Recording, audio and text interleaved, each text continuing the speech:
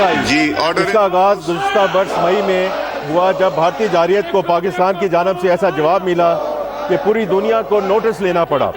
ہماری مسلح افواج نے دشمن کو ایسا منہ توڑ جواب دیا کہ وہ چند ہی گھنٹوں میں امن کی بات کرنے پر مجبور ہوا۔ یہ کامیابی دہائیوں کی پیشورانہ طبیعت اور تیاری کا نتیجہ تھی۔ آپریشن بنیان المرصوص کی کامیابی ہماری قومی تاریخ کا ایک روشن باب ہے۔ آج دنیا پاکستانی دفاعی قوت کی معترف ہے۔ یہی وجہ ہے کہ ہماری فضاؤں کا تحفظ کرنے والے فائٹر جیٹس کو کئی ممالک اپنی فضائیہ میں شامل کرنے کے لیے پاکستان سے رابطے میں ہیں۔ ہماری دفاعی صنعت قیمتی زر مبادلہ کمانے کا بھی ایک ذریعہ بن چکی ہے۔ یہ اس بات کا ثبوت ہے جناب اسپیکر کہ مضبوط دفاع نہ صرف ہماری سالمیت کے لیے اہم ہے بلکہ یہ ملک کی معاشی ترقی میں معاون ثابت ہو سکتا ہے۔ جناب اسپیکر، اسی دفاعی قوت نے نہ صرف خطے بلکہ دنیا بھر میں ہماری اسٹریٹجک پارٹنرشپ کا نقشہ نئے سرے سے ترتیب دیا ہے۔ میں خصوصی طور پہ پاکستان اور سعودی عرب کے درمیان اسٹریٹجک میوچل ڈیفنس ایگریمنٹ کا ذکر کرنا چاہوں گا۔ ہمارے دونوں ممالک کے درمیان ایمان اور بھائی چارے کا رشتہ پہلے سے موجود تھا، تاہم اس باضابطہ دفاعی معاہدے کی وجہ سے خادمین حرمین شریف کے ساتھ ہمارے تعلقات اور برادرانہ رشتوں کو ایک نئی اور مستحکم بنیاد ملی ہے۔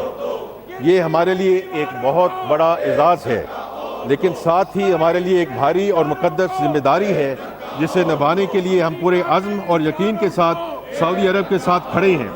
ہمارے تعلقات میں یہ اہم تبدیلی ہماری قیادت کی مرہون منت ہے، جس کے لیے وزیر اعظم پاکستان، فیلڈ مارشل اور ہماری پوری سفارتی اور عسکری قیادت یقیناً مبارکباد کی مستحق ہے۔ جناب اسپیکر، پچھلے مہینوں میں خدائے بزرگ و برتر نے پاکستان کو ایک بے مثال کامیابی دلائی ہے۔ موجودہ دور کی ایک خطرناک ترین جنگ کے دوران امریکہ اور ایران نے پاکستان پر اعتبار کرتے ہوئے اسے اپنے درمیان ایک ایماندار ثالث کے طور پر قبول کیا۔ پاکستان نے اس کردار کو بخوبی انجام دینے کے لیے انتہائی مخلص کوششیں کی ہیں جو آج بھی جاری ہیں۔ الحمدللہ ہم اسلام آباد پیس ٹاک کے ذریعے امریکہ اور ایران کو 47 سال کے بعد ایک میز پر لانے میں کامیاب ہوئے۔ پاکستان کی کوشش ہے کہ جلدی ایک معاہدے کے ذریعے خطے میں دیرپا امن کے قیام کو ممکن بنایا جا سکے اور آبنائے حرمت سے تیل کی سپلائی پہلی کی طرح بحال کی جا سکے۔ امریکی اور ایرانی صدور نے متعدد بار وزیر اعظم محمد شہباز شریف اور فیلڈ مارشل سعید عاصم منیر کے بطور ثالث اہم کردار کی تعریف کی ہے۔ یہ وہ فقید المثال کامیابی ہے جس سے قوموں کی برادری میں ہمارا احترام اور وقار بڑھا ہے اور ہماری کاوشوں کو ہر سطح اور فورم پر سراہا گیا ہے۔ جناب اسپیکر، پاکستان نے گزشتہ چند ماہ کے دوران خطے میں امن، استحکام اور کشیدگی میں کمی کے لیے جو فعال، متوازن اور ذمہ دارانہ سفارتی کردار ادا کیا ہے، اس میں ہمیں اپنے عظیم اور آزمودہ ہمسایہ ملک چین کی مکمل حمایت اور ہم آہنگی حاصل رہی ہے۔ دونوں ممالک کے درمیان علاقائی امن اور استحکام کے لیے مشترکہ اور مربوط امن کوششوں پر مکمل اتفاق رائے اور گہری ہم آہنگی موجود ہے۔ جناب اسپیکر، پاک چین تعلقات ہماری خارجہ پالیسی کا اہم ستون ہے۔ یہ دوستی ہمالیہ سے بلند، سمندر سے گہری اور شہد سے میٹھی ہے۔ چین پاکستان کا سب سے اہم تجارتی شراکت دار ہے۔ یہ تعلق ایک ایسی اسٹریٹجک شراکت داری کی شکل اختیار کر چکا ہے جو محض حکومتوں تک محدود نہیں بلکہ دو اقوام کے دلوں اور تقدیر سے جڑا ہوا رشتہ ہے۔ وزیر اعظم میاں محمد شہباز شریف کے حالیہ دورہ چین نے اس شراکت داری کو نئی اور ٹھوس جہتیں عطا کی ہیں۔ میں اب آئل پرائسز پہ بات کرنا چاہوں گا۔ جناب اسپیکر، امریکہ اور ایران جنگ کے اثرات پر ہم نے پہلے ذکر کیا ہے۔ اس جنگ کی وجہ سے پیٹرول اور ڈیزل کی بین الاقوامی منڈیوں میں قیمتوں میں کچھ ربع اضافہ ہوا۔ ہر گھر کے بجٹ پر نیا اور غیر متوقع دباؤ آیا۔ یہاں یہ سمجھنا انتہائی اہم ہے کہ پیٹرول اور ڈیزل کی مقامی قیمتیں عالمی منڈی کی پوری شدت کا اظہار نہیں تھیں۔ اگر حکومت اس جھٹکے کا پورا بوجھ عوام پر منتقل کر دیتی تو یہ قیمتیں اس سے کہیں زیادہ ہوتی۔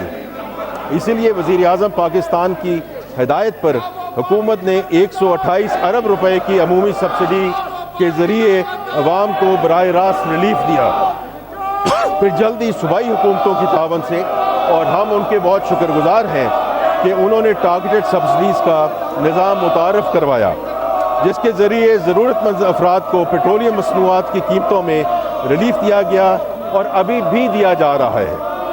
جناب اسپیکر، پاکستان ایک مستحکم معیشت اور معاشی بفرز کے ساتھ امریکہ ایران جنگ کے بحران میں داخل ہوا۔